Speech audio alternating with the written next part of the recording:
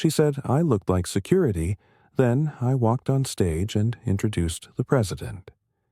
In that instant, the sting of her words turned into the sweetest victory of my life. She thought I was invisible, unimportant, just another face in the background. But what she didn't know was that every moment of being underestimated had led me here. And to understand how I reached that stage, you need to know how often I was mistaken for less than I really was. I've lost count of how many times I've been mistaken for someone I wasn't. It didn't start the day I introduced the president. It didn't even start when I was an adult, walking into conferences or important rooms. No, it started long before that. When I was just a boy, I was bigger than the kids around me, taller, broader, with a serious face I didn't even know I had. I loved books. I loved stories. I loved slipping away into the worlds inside my head. But nobody saw that. What they saw was size. What they saw was muscle. What they saw was someone they could ask to carry chairs, move heavy boxes, or stand by the door during school assemblies, as if my role was to guard the class instead of join it. I can still remember the sting of those moments, teachers smiling and saying, "You're a big one, aren't you? You'll be perfect for helping us with the heavy lifting." Meanwhile, my hand was raised for the spelling bee, or for the debate club, or just for a chance to read aloud. But they never noticed that. They saw strength, not voice. Size, not mind. At family gatherings, it wasn't much different. I was the cousin they joked about, the bouncer of the family. Put him by the door, they'd laugh. Hell, keep the uninvited guests out. Everyone chuckled, and I chuckled too. But deep inside, I hated it. Not because being strong was bad, but because that's all they ever let me be. They didn't see the boy who stayed up late scribbling ideas into notebooks. They didn't see the kid who dreamed of standing on a stage with words, not fists. And when the world starts labeling you early, those labels follow you like shadows. People said I looked like security, and soon enough, I started feeling like security silent, invisible, standing in the background while life unfolded without me. In classrooms, I would sit there, waiting, wanting to be picked for leadership roles. But when the teacher's eyes scanned the room, they slid past me. They'd pick the smaller kids, the ones who looked smart or polished. To them, I was muscle, not a mind. It's a strange kind of pain, being underestimated. It doesn't come like a sharp stab it seeps in, slow, like water eroding stone. Every time I was overlooked, every time someone laughed and said, "You look like a bodyguard," it carved away at my confidence. And it wasn't just at school. At the store, strangers asked me if I worked as security. At church, people assumed I was there to keep order, not to pray. Even as a teenager, when I walked into a room, adults addressed me like I was hired help instead of part of the crowd. I learned quickly that people judge with their eyes before they ever listen with their ears. And the worst part? I started to believe them. I started to think maybe my voice wasn't meant to matter. Maybe I wasn't meant to be heard, only seen. Maybe my only place was at the door, not at the table. But deep inside, a quiet anger grew. An anger that said, "No, I am more than this." One day, ill proved them wrong. I didn't know what form that proof would take. I didn't know if it would be in a classroom, a workplace, or on a stage. But I made myself a promise. If the world was going to underestimate me, I would let their doubt become my fire. Every insult, every laugh, every careless assumption would be fuel.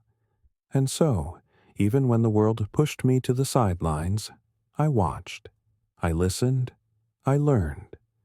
I studied how leaders carried themselves, how speakers held an audience, how words could move people in ways strength never could.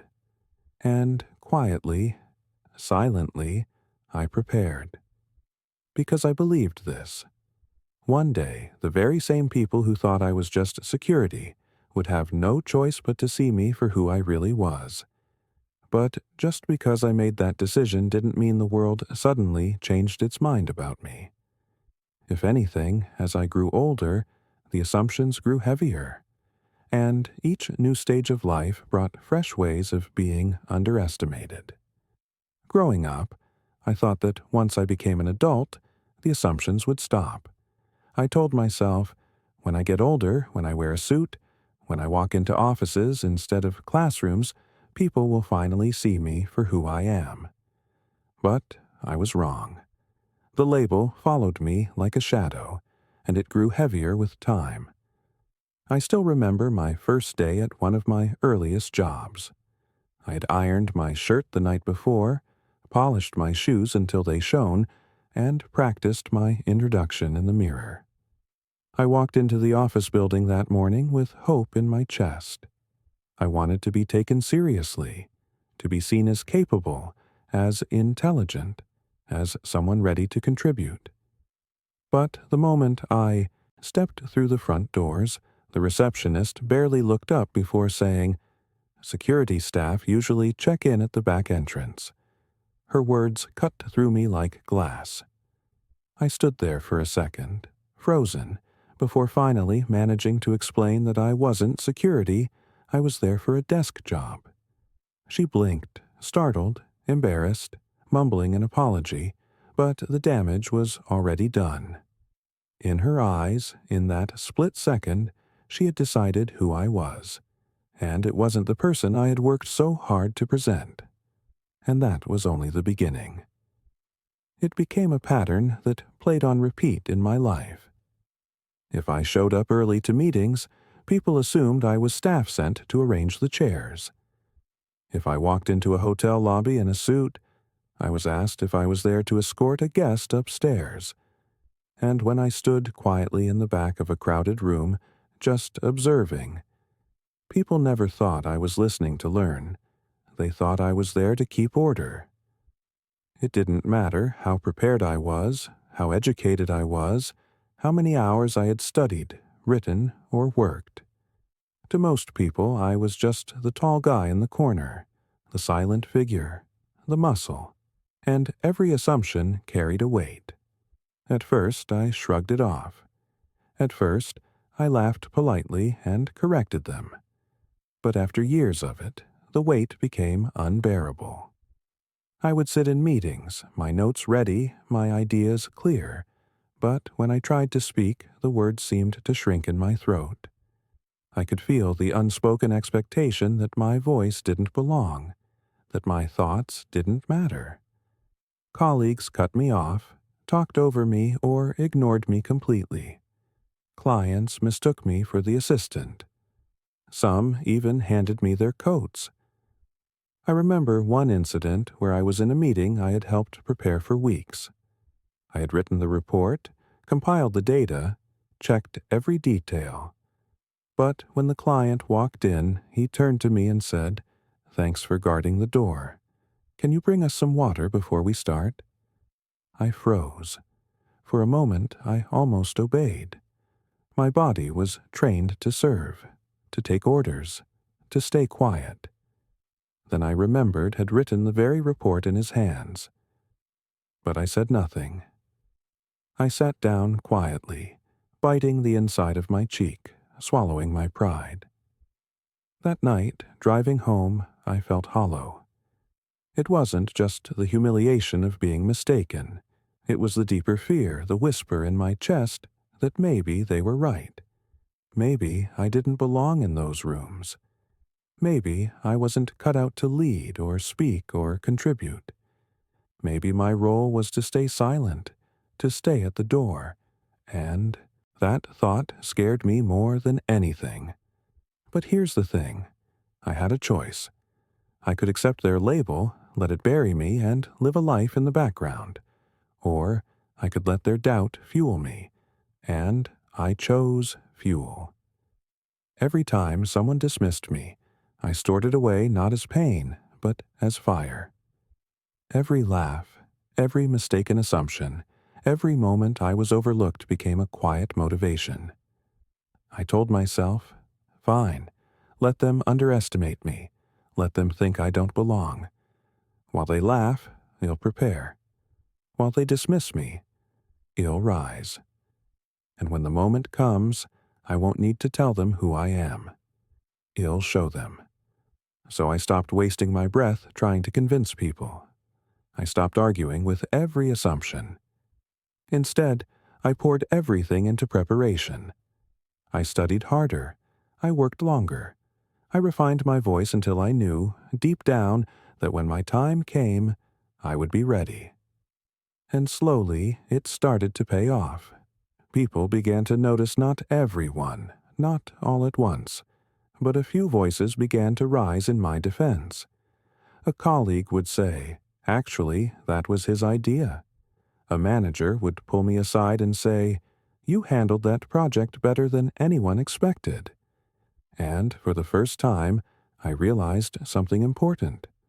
The world might underestimate me, but I didn't have to underestimate myself.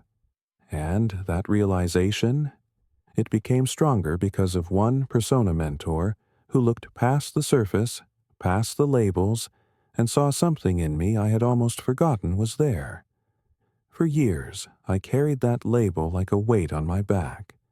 Every mistake, every sideways glance, every time I was mistaken for someone else, it piled up until I almost accepted it as my truth.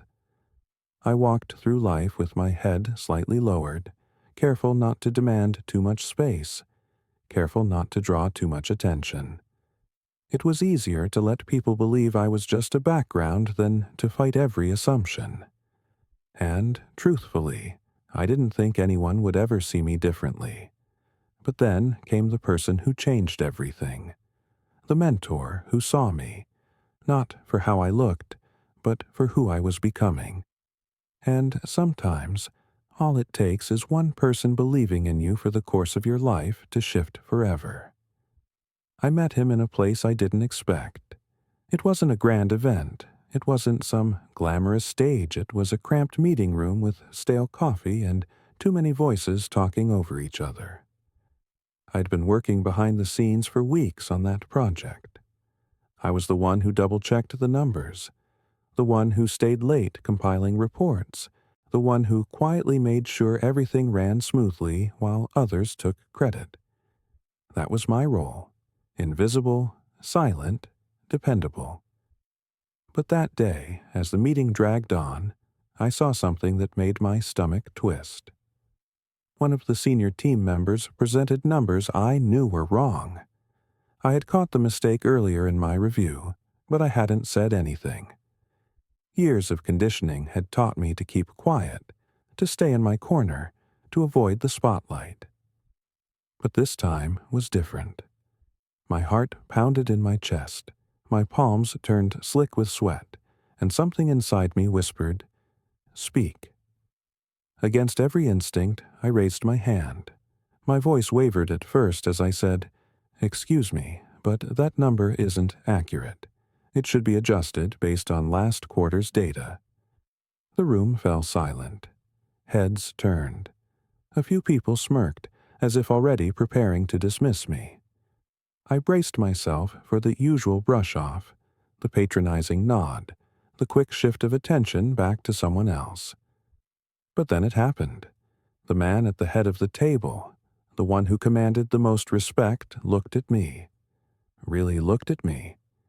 "Do you have the corrected figure?" he asked. I swallowed hard, nodded, and began to explain. I laid out how I had run the numbers, what the adjustment should be, and how the error would ripple through the rest of the plan if it wasn't fixed. My voice steadied as I spoke, confidence growing with each word. And, for the first time, people listened. The smirks faded.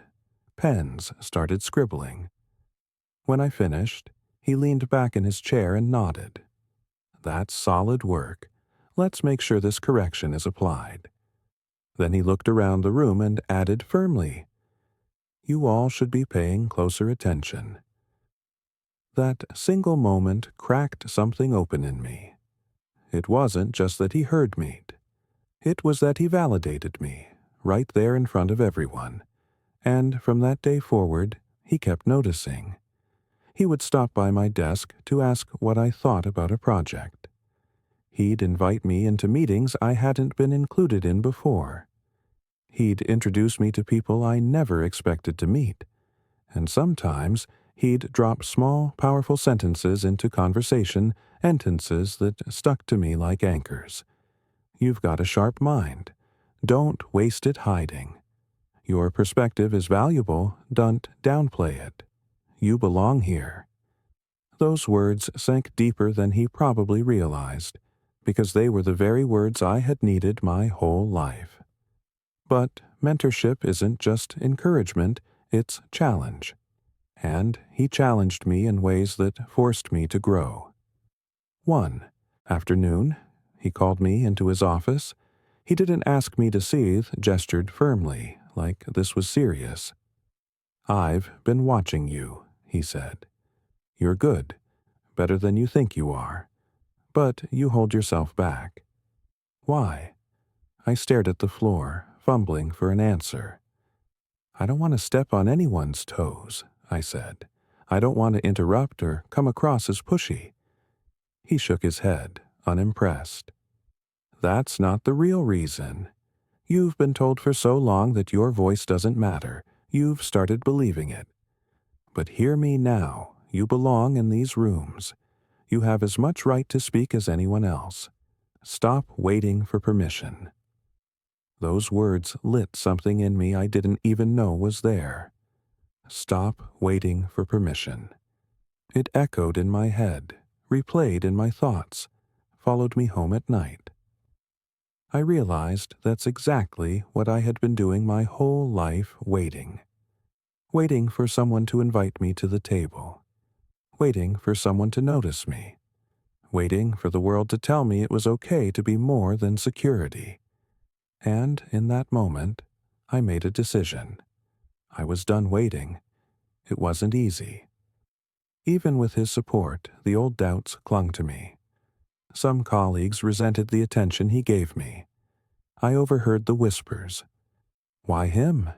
He's not the type. He doesn't belong in that spotlight." And there were days when their words cut deep. But instead of shrinking back, I used their doubt as fuel, just as I always had. The difference now was that I had someone reminding me I wasn't crazy for believing in myself. The turning point came when he asked me to represent the team at a regional event. It wasn't a massive stage, just a small conference room with a couple hundred people. But to me it felt like standing at the edge of a cliff. My instinct was to refuse, to step aside, to let someone else carry the spotlight. But his voice was in my head. Stop waiting for permission. So I said yes. I spent night after night rehearsing. I practiced in front of mirrors, timed myself with a stopwatch, even recorded my voice to study every hesitation and stumble. I rewrote my notes until the words felt natural, until they weren't just lines on a page. They were mine. When the day came, I stood backstage with my hands trembling, heart pounding so hard I thought the microphone would pick it up.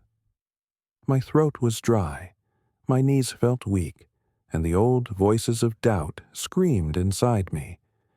"You don't belong here. You'll embarrass yourself. They'll laugh." But then I stepped into the light. The room went quiet. Dozens of faces turned toward me, waiting. And in that moment, I realized something incredible. They weren't judging me yet. They weren't dismissing me yet. They were waiting for me to speak. And I had a choice: to stay the silent figure in the corner, or to finally claim the voice I had been hiding. I opened my mouth, and though my voice cracked at first, it steadied. I spoke, and they listened. They leaned in, nodded, took notes. Not one person asked if I was security. Not one person laughed. For the first time, my words, not my appearance, held the room. When I walked off that stage, he was waiting for me. He clapped me on the shoulder, smiled, and said, "I told you, you belong." That night, lying in bed, I realized how powerful belief can be. Sometimes it only takes one person to change the way you see yourself. Sometimes it only takes one voice to drown out the doubt that's been screaming inside you for years. He was that voice for me.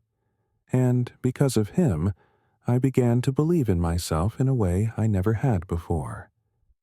That small stage was just the beginning, and I had no idea the stages would only get bigger from there. The first real stage of my life wasn't the one where I introduced the president. It wasn't grand, it wasn't global, but for me it felt like standing on the edge of the world.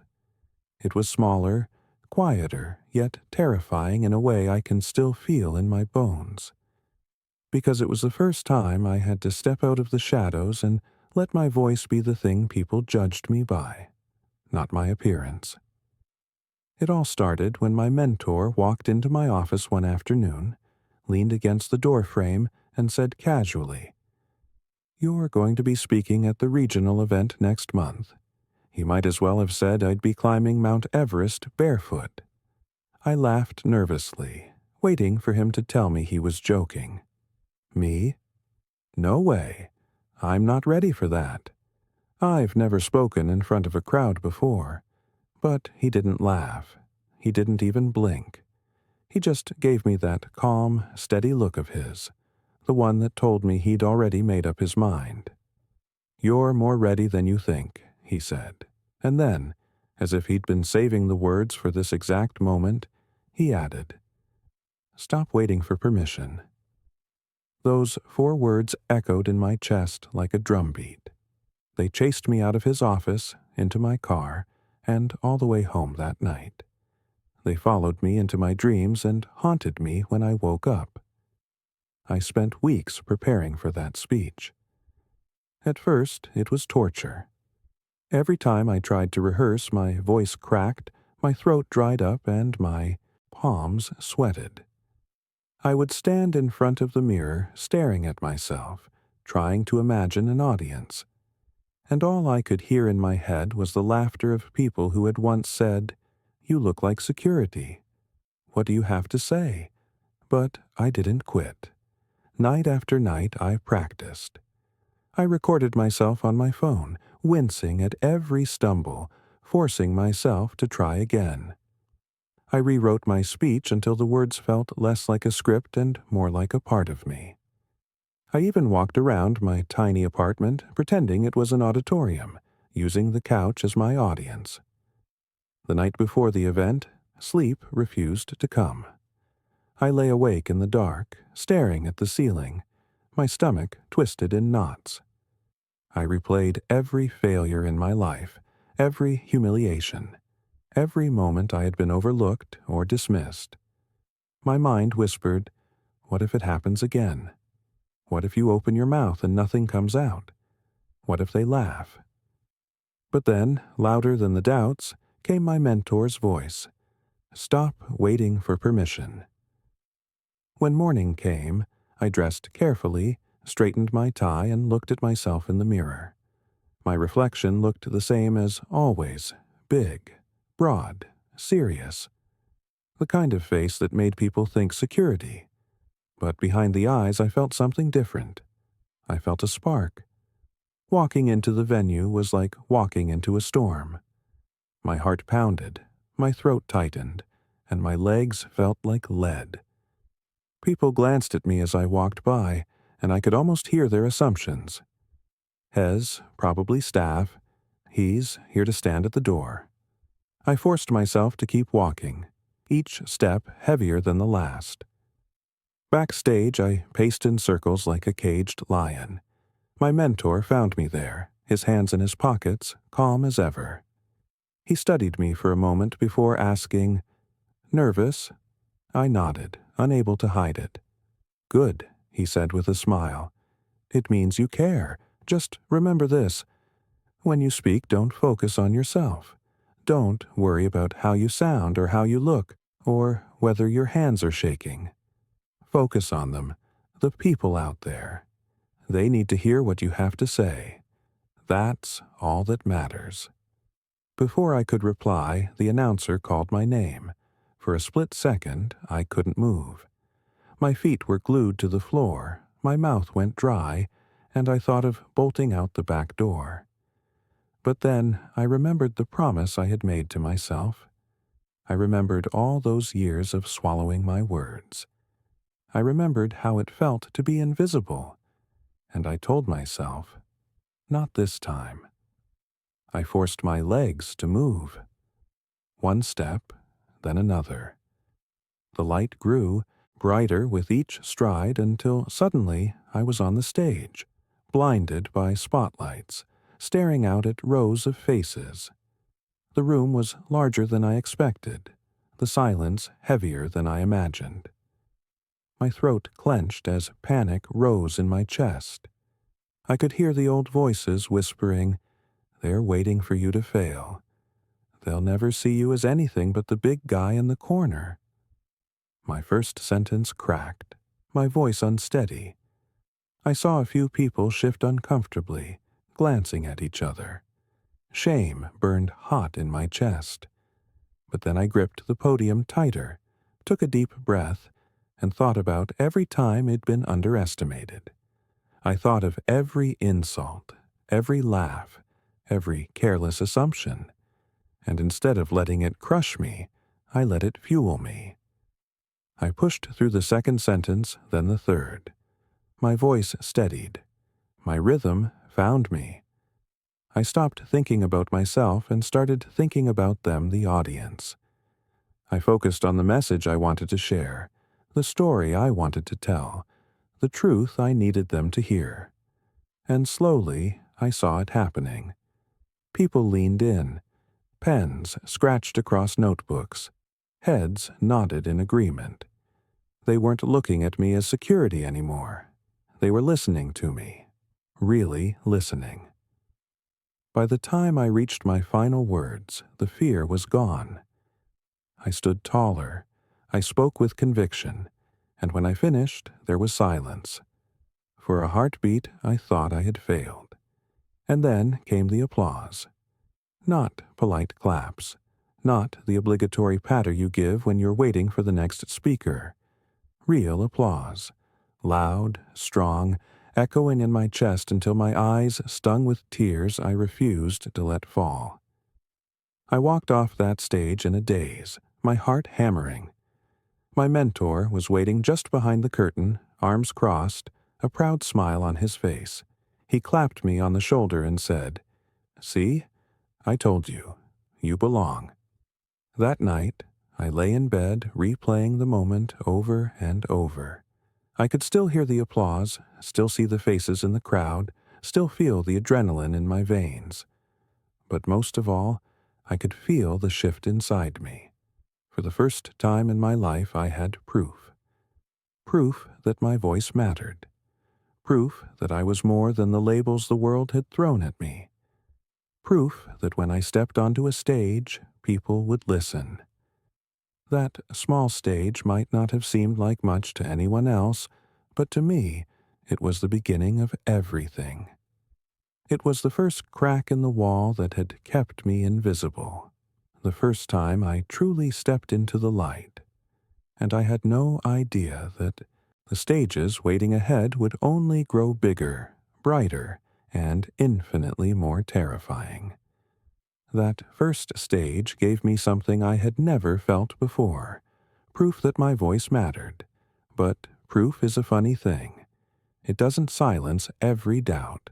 It doesn't erase years of being overlooked. What it does is plant a seed. And if you tend that seed, if you water it with persistence, it grows into something stronger. For me, that seed grew into a calling. I didn't recognize it at first.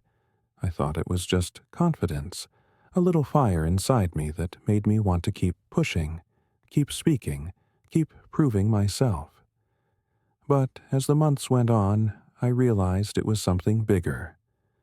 That small stage had shown me what was possible when I spoke not just for myself, but for others. And slowly, I started to understand that maybe my life wasn't meant to be spent in the background. Maybe I was meant to stand up for more than just me. Opportunities started to appear small at first. Local events, community meetings, workshops where a voice was needed. People began to say my name when leadership roles opened. My mentor kept pushing me forward, sometimes faster than I thought I could handle. "You can do this," he'd say whenever I hesitated. "You're not just speaking for yourself anymore. You're speaking for the people who don't get the chance." One day, he handed me a flyer for a community event that was being organized to address issues that had been ignored for far too long. He looked me in the eye and said, "You should be there." I almost laughed. Me? What could I possibly add to something like this? He leaned in and said, "The same thing you added on that first stage. Honesty, presence, a voice people can trust." I didn't believe him, not completely. But I went anyway. I sat in the back at first, quiet, listening the way I had done my whole life. But then the room began to stir with frustration, with anger, with hopelessness. People were tired of not being heard, tired of being dismissed. And before I knew it, I was standing. My voice cut through the noise, shaky at first, then stronger. I spoke not with polished words, but with the truth I carried inside me. When I sat down, the room was silent. Then, slowly, people nodded. They clapped. Some even came up to me afterward to thank me. That night I realized that speaking wasn't about being perfect. It wasn't about having the smoothest delivery or the fanciest words. It was about showing up with sincerity and courage. It was about daring to be heard. That realization was the beginning of a shift. I started to get more calls, invitations to sit on panels, requests to speak at town halls, opportunities to join teams that were working on real change. My name began to circulate in rooms I had never been in before, and with every new opportunity, I felt that seed inside me growing. But here's the truth, every step forward also brought more resistance. There were still plenty of people who didn't see me as a voice worth listening to. At some events, I was still mistaken for staff. At others, people asked if I was part of the security team. Sometimes I laughed it off. Sometimes it stung. But I kept showing up. I kept speaking. Because every time I stood in front of people and they actually listened, I proved to myself again that I belonged. And then came the call that changed everything. It wasn't from a local group this time. It wasn't for a small event or a community gathering. It was an invitation to join a campaign team, one that was bigger, louder, and far more demanding than anything I had done before. At first, I didn't believe it. I thought it was a mistake. I thought maybe they had dialed the wrong number. But it was real. They wanted me. They wanted my voice.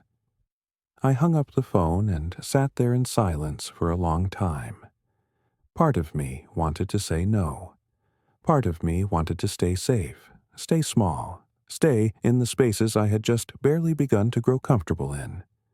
But then I remembered the promise I had made. The promise to stop waiting for permission. So I said yes. That yes became the first step into a world I never thought I'd be part of. Long days, longer nights, endless work that stretched me to my limits. I was surrounded by people who were sharp, polished, confident.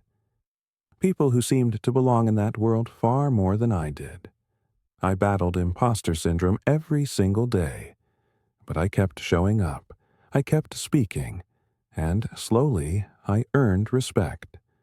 I had no idea then that saying yes to that one call would eventually lead me to the stage where I would stand in front of thousands and introduce the president himself. All I knew at the time was that I was stepping into something bigger than myself, and the weight of that decision was terrifying. Saying yes to that campaign call was like stepping into another universe. Overnight, my world shifted. Suddenly, it wasn't about small community meetings or modest regional events anymore. It was about the high-stakes world of politics. Every day was a whirlwind of strategy sessions, late-night calls, endless travel, and crowds that stretched so far you couldn't even see the end of them. It was exciting, but it was also terrifying. From the very beginning, I felt like an outsider. Everyone else on the team seemed polished, almost untouchable. They spoke quickly and confidently, tossing around political jargon like it was their second language. They moved with a certainty I envied. They wore suits that fit perfectly, shoes that gleamed, and expressions that said, "I was born for this." And then there was May the man people still mistook for security. The first time it happened during the campaign, it hit me like a punch to the chest. I had arrived early at a rally, clipboard in hand, reviewing notes for the event. A volunteer walked up to me and asked, "Hey, could you help us manage the crowd outside?"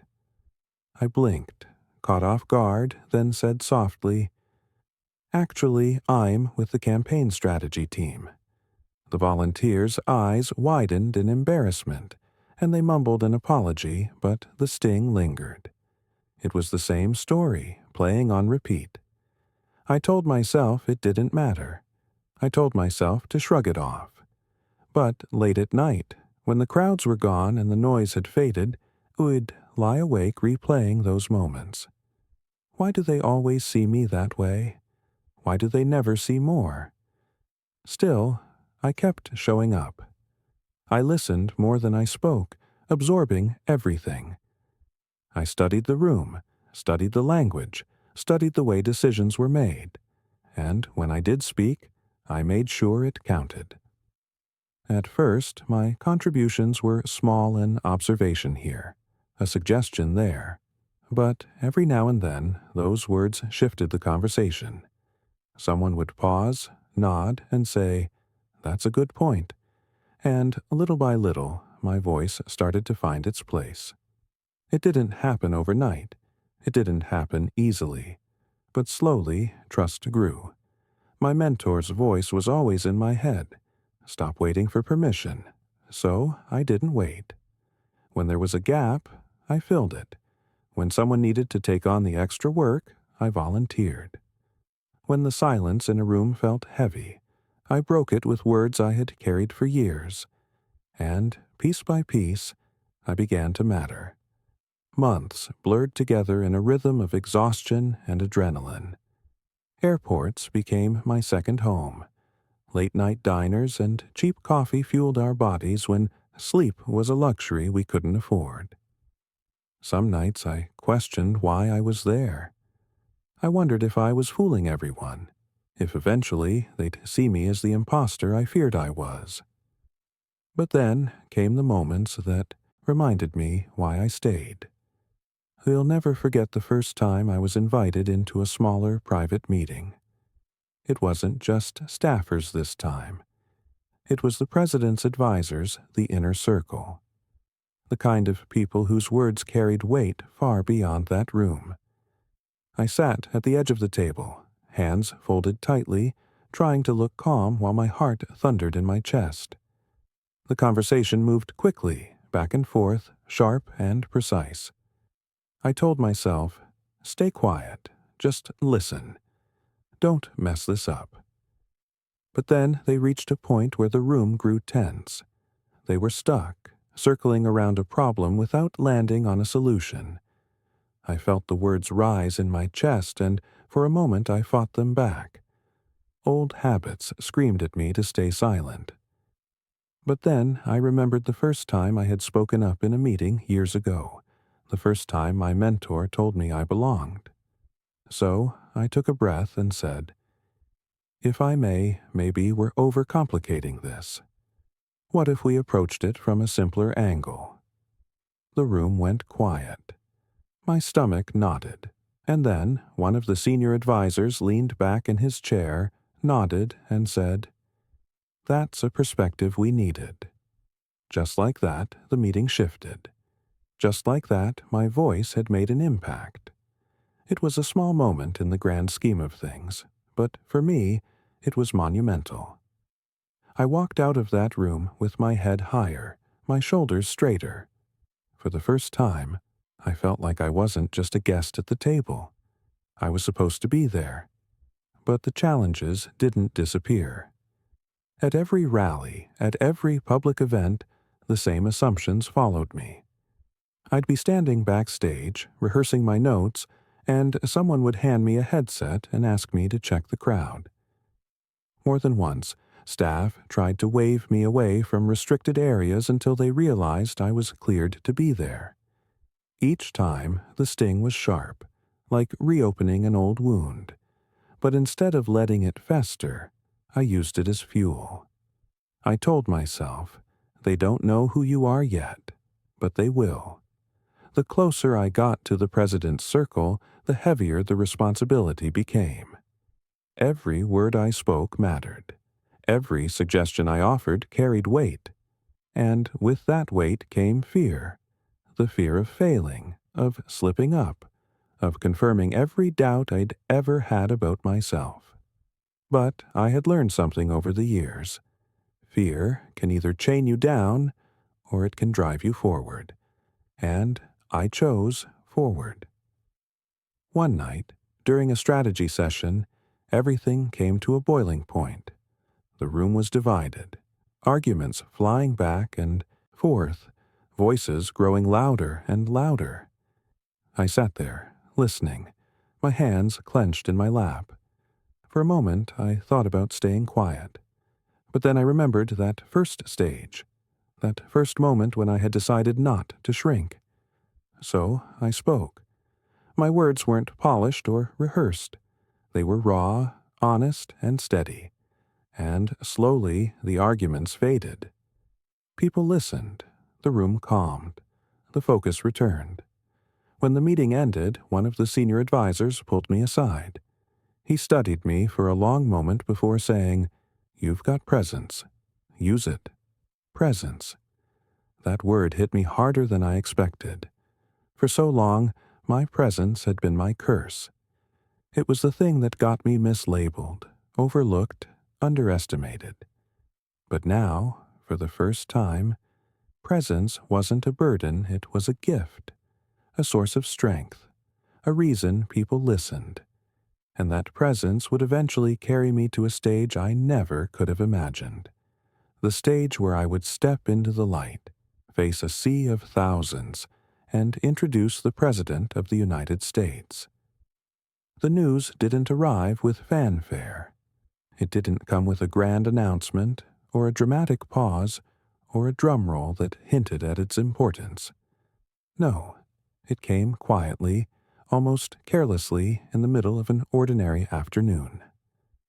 I was sitting in a crowded meeting room, papers scattered across the table, the low hum of conversation buzzing all around. I was tired, bone-tired from weeks of travel, late nights, and endless planning. And then, between updates on schedules and discussions about logistics, one of the senior coordinators looked up and said, "And you'll be handling the introduction for the president at the upcoming event." For a second, I thought I'd misheard him.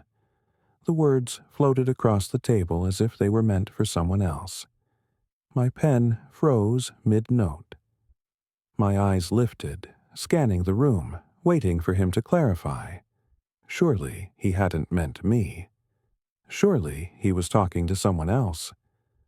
But no, everyone nodded. The conversation rolled forward, and no one questioned it. It was decided, set in stone. Just like that, the weight of 1,000 expectations landed on my shoulders. Introduce the president. I sat there, outwardly calm, but inside it felt like the air had been punched from my lungs. Introduce the president? Me? The man people still mistook for security at almost every event? The man who had spent a lifetime fighting to be seen as more than just his size and presence?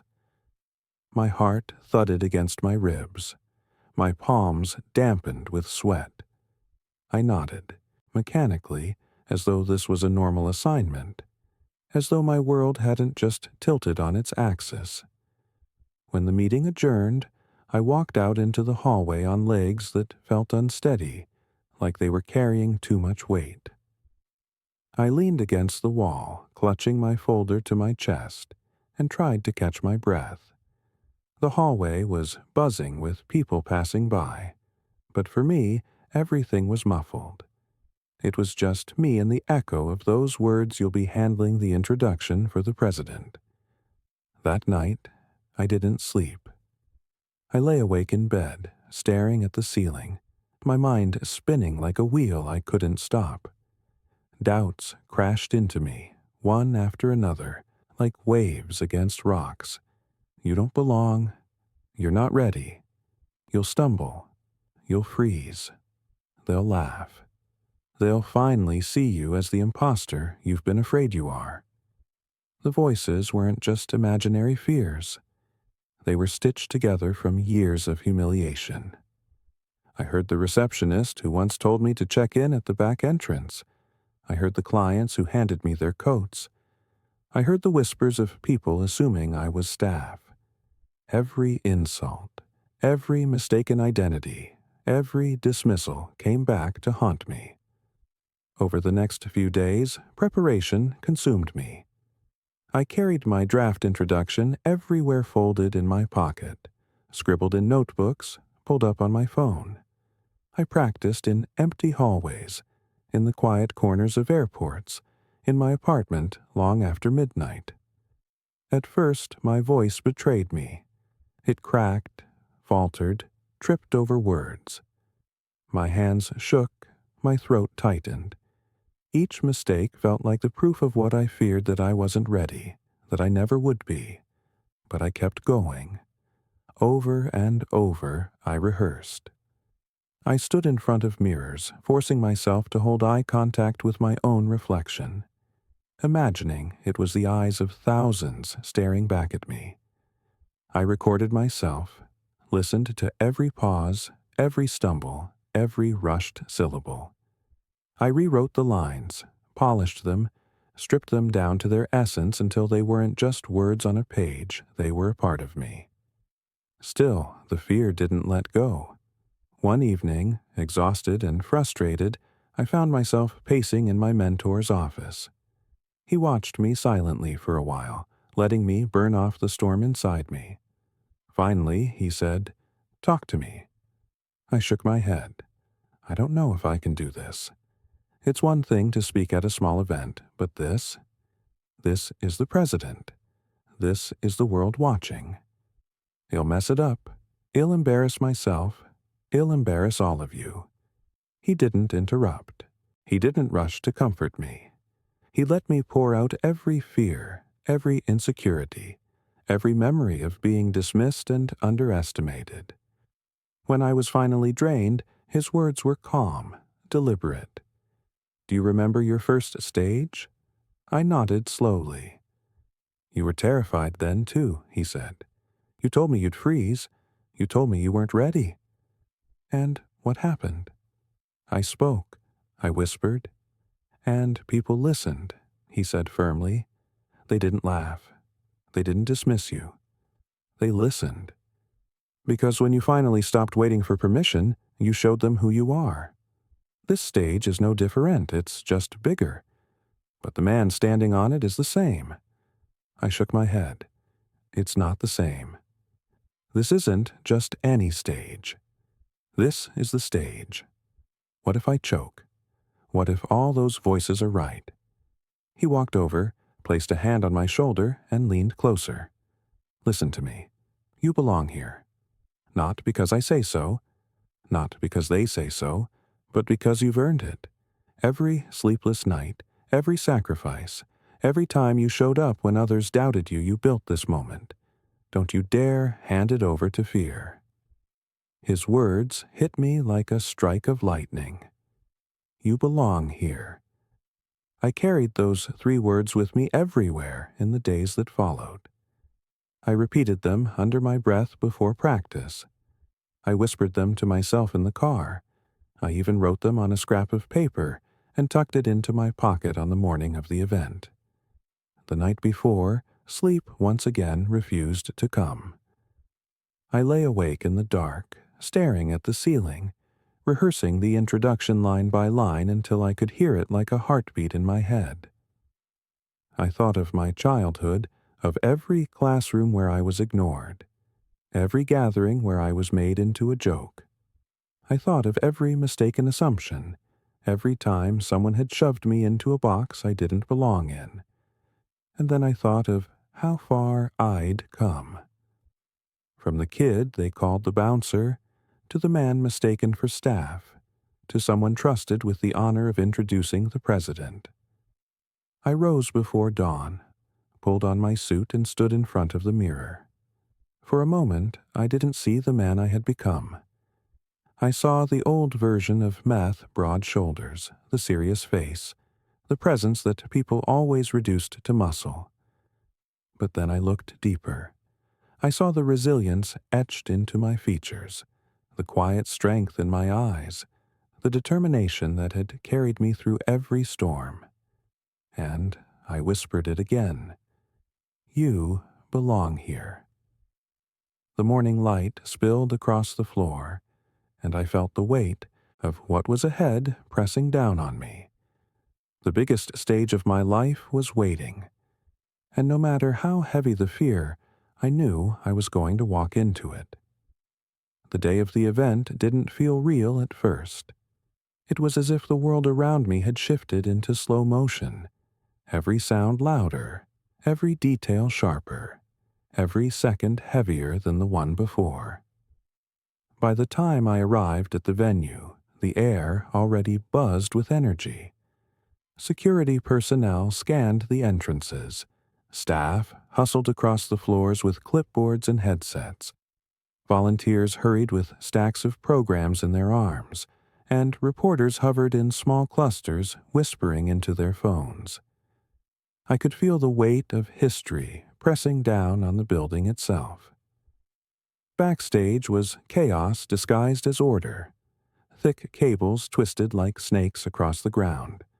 Screens flickered with live camera feeds. Technicians shouted codes and cues over the buzz of radios. Assistants with tight smiles whispered into headsets as if the world might collapse if they spoke too loudly. The smell of fresh paint from stage props mingled with the sharp tang of coffee, and every surface seemed to hum with nervous tension. I stood there, in the middle of it all, my suit pressed, my tie knotted with care, the folded notes of my introduction resting in my pocket like a lifeline.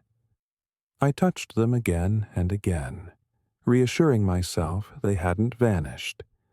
I had rehearsed those words 100 times. Not Hausen's. I had spoken them in the shower, in empty hotel rooms, in quiet corners of airports.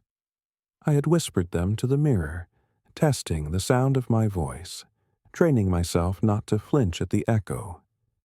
Yet standing there, with only a few thin curtains separating me from the roaring crowd outside, I felt as though all that practice had evaporated. My mouth was dry. My throat was tight. My hands, clasped in front of me, betrayed the slightest tremor.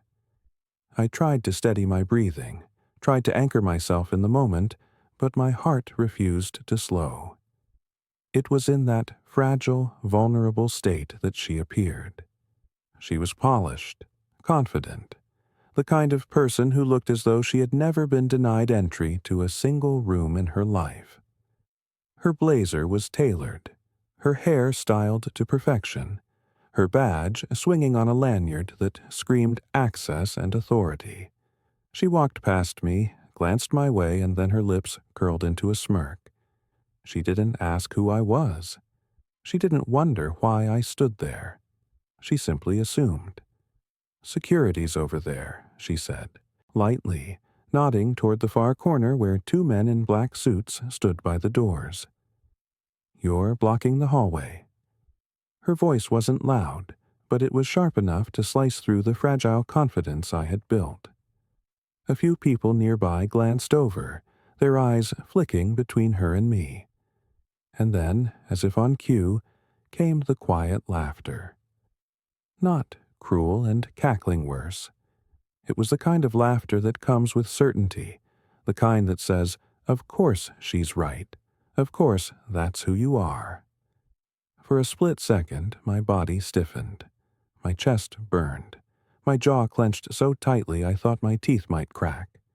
I wanted to answer her, to tell her she was wrong, to throw the truth in her face. I wanted to say, "I'm not security.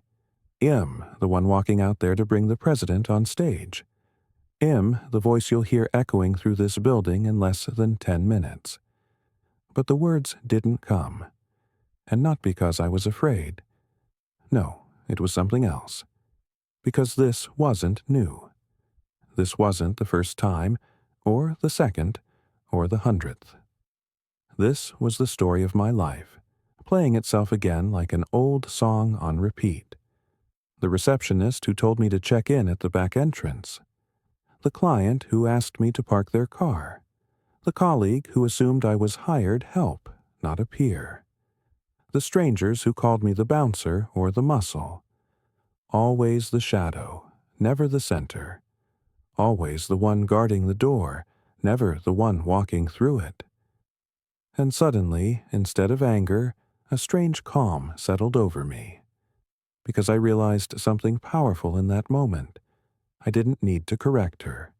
I didn't need to defend myself. I didn't need to waste breath convincing Hare or anyone else of who I was. In a matter of minutes, the stage itself would do that for me. So I didn't move. I didn't speak. I simply let her words hang in the air, unchallenged.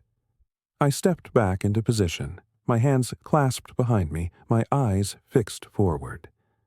Let her think I was security. Let her laugh. Soon she would see the truth with her own eyes. The minutes crawled by, each one heavier than the last. The crowd outside was restless now, their voices swelling and breaking like waves against a shore. I could hear chants, applause, the occasional cheer rippling through the sea of anticipation. The sound of it seeped through the walls, vibrating in my chest, reminding me of the magnitude of what was about to happen. Stagehands rushed past me, muttering cues into headsets, checking microphones, adjusting cables.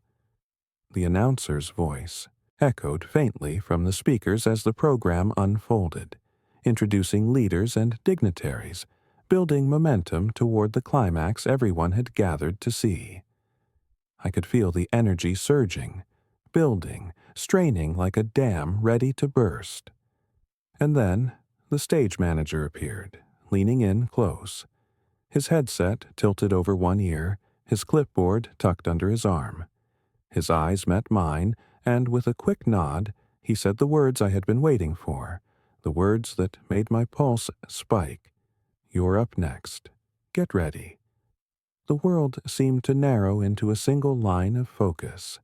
The noise of the crowd, the chatter backstage, the laughter that still echoed faintly in my memory, it all faded. All that remained was the stage, the lights, and the moment I had been walking toward my entire life. I thought of her smirk. I thought of the quiet chuckles. And then I thought of the silence that would follow, the silence of realization, when the so-called security guard walked into the light and introduced the President of the United States. I straightened my shoulders, adjusted my tie, and took a breath so deep it seemed to reach my very soul. The stage was waiting. And this time, I wasn't walking out to guard a door.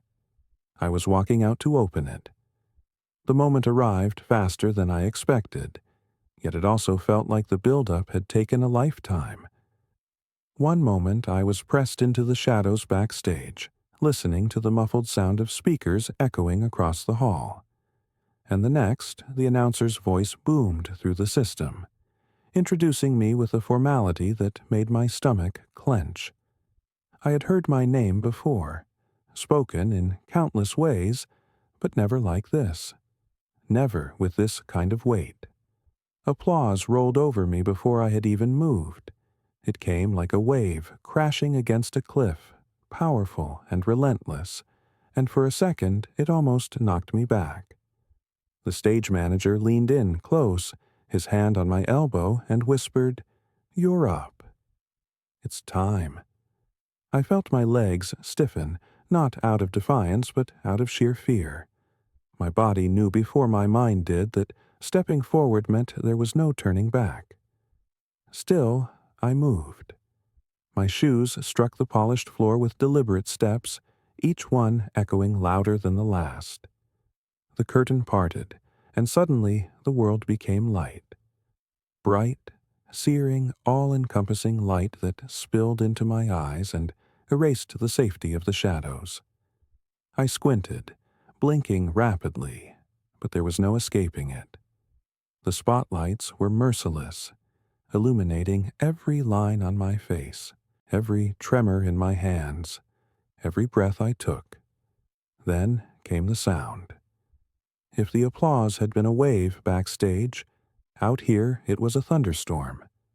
It crashed against the walls, rumbled through the floorboards, and rattled the podium before me. Thousands of people, their voices blended into one single roar, filling every inch of space. It was exhilarating, yes, but it was also terrifying, because in that roar I heard expectation, I heard hope, I heard the unspoken demand, "Don't fail us." I stepped up to the podium, my fingers curling tightly around its edges as if I could anchor myself against the tide of nerves threatening to sweep me away. For a brief, horrifying moment, the words I had practiced for weeks vanished completely from my mind. My heart raced so violently, I was convinced the microphone might pick it up. My throat closed and I thought, this is it. This is where I fall apart. This is where every insult, every dismissal, every assumption proves true. But then, in that chaos, another voice broke through. My mentor's voice, quiet but unwavering. "You belong here." The words struck like a bell inside me, clear and steady. I drew in a breath, long and slow, feeling my lungs expand, feeling control seep back into my body. I lifted my head, forcing myself to look past the lights, past the cameras, past the sea of faces staring at me.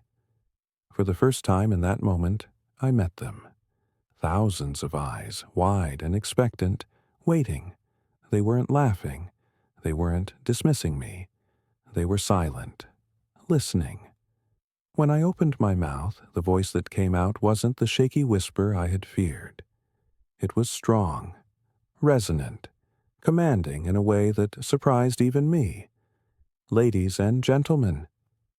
The sound filled the hall, and as it did, something shifted. The roar of the crowd faded into stillness, not because the energy was gone, but because every person in that building wanted to hear what came next. It was a silence thicker than any noise, a silence that told me I had their attention, that my presence had filled the room. The fear loosened its grip. My words, once trapped in the cage of doubt, flowed freely. I spoke of honor. I spoke of service. I spoke of the weight of leadership and the meaning of the moment we all shared. The more I spoke, the taller I stood. I felt the years of being overlooked, diminished, and mislabeled falling away with every sentence. My voice was no longer fighting to be heard, it was commanding the stage. And then came the final line, the one that carried all the weight of the night. My chest tightened. not with fear, but with pride. I let the pause stretch just long enough for the anticipation to rise. It is my privilege and my honor to introduce to you the President of the United States. The hall erupted. The roar that followed was deafening, shaking the walls, shaking my very bones. The President stepped onto the stage, his smile wide, his hand extended toward me. Cameras flashed. The audience rose to their feet, and the energy reached a fever pitch. But even as the most powerful man in the world stood beside me, shaking my hand, I felt something extraordinary. Because this moment was just about him, it was about me. Out of the corner of my eye, past the blinding lights and the camera flashes, I caught sight of her. The woman from backstage. The one who had smirked at me, dismissed me, waved me off as if I were blocking the hallway. She was seated near the front, and now she sat frozen. Her lips parted slightly, her eyes wide in disbelief. The smirk was gone, replaced by shock and maybe even shame. She didn't need me to say a word. The stage had answered for me. I stepped back, shoulders squared, my pulse still pounding with adrenaline. The President moved forward to speak, and the cameras followed him, but in my heart, I knew my victory had already been sealed. For the first time in my life, I wasn't mistaken for security. I wasn't the shadow. I wasn't in the background. I was the man who walked into the light and introduced the leader of the free world. The applause was still shaking the hall when I stepped back from the podium. The President had taken center stage now, waving to the crowd, his voice soon to fill the space with the speech everyone had come to hear. The lights shifted, the cameras pivoted, and I knew the attention was no longer on me. But inside, in the quiet corners of my heart, I felt like the moment belonged to me more than anyone else. I stood just off to the side, close enough to feel the heat of the spotlights, but far enough that I was no longer in their glare. My pulse was still thundering, adrenaline still coursing through me, but beneath it all was something steadier, something I had been chasing my whole life. Peace. Not the kind of peace that comes from silence, but the peace that comes from finally proving to yourself that you were right all along. I glanced into the audience, scanning the sea of faces, and then I saw her again. The woman from backstage, the one who had smirked at me, who had laughed along with others, who had told me I was blocking the hallway like some hired guard. She was sitting near the front, her posture stiff now, her expression frozen in disbelief. Her smirk was gone. Her confidence had cracked. Her eyes told the story her lips couldn't. She had been wrong. For a flicker of a second, a part of me wanted to walk over to her, to lean down and whisper the truth she had just witnessed with her own eyes. A part of me wanted to confront her with every insult I had swallowed, every time I had been mislabeled, every humiliation that had piled up through the years. But I didn't move. I didn't need to. Because nothing I could have said would have spoken louder than what had already happened. The stage had said it all. I straightened my shoulders and turned back toward the President, letting the moment wash over me. The crowd wasn't cheering for me anymore, but I could still feel their energy, their approval, their recognition. They had listened to me. They had heard my voice. And for the first time in my life, there was no mistaking who I was. I thought about the boy I used to be, the one mistaken for the janitor at school events, the one brushed aside, the one always standing in the background. I thought about the young man who showed up to jobs and was asked if he was there to carry boxes or guard the door. I thought about all the times I had been invisible, all the times people had laughed without knowing how much it hurt. And I realized that all of it had led me here. Every dismissal, every slight, every smirk had been fuel. Every moment I was underestimated had been sharpening me for this day.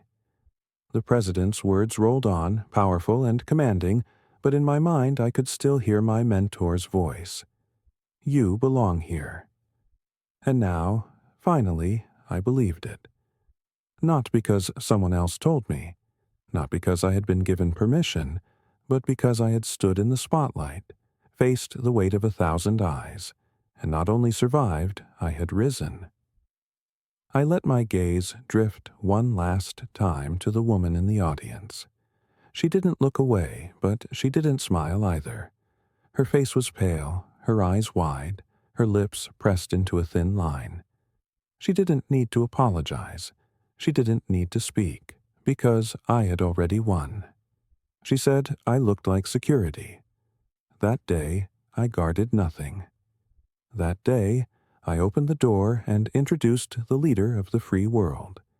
And in that moment, as I stood in the shadows with my heart still pounding and my soul finally at rest, I knew I had claimed the greatest victory of all, not over her, not over the laughter, but over every doubt that had ever lived inside me.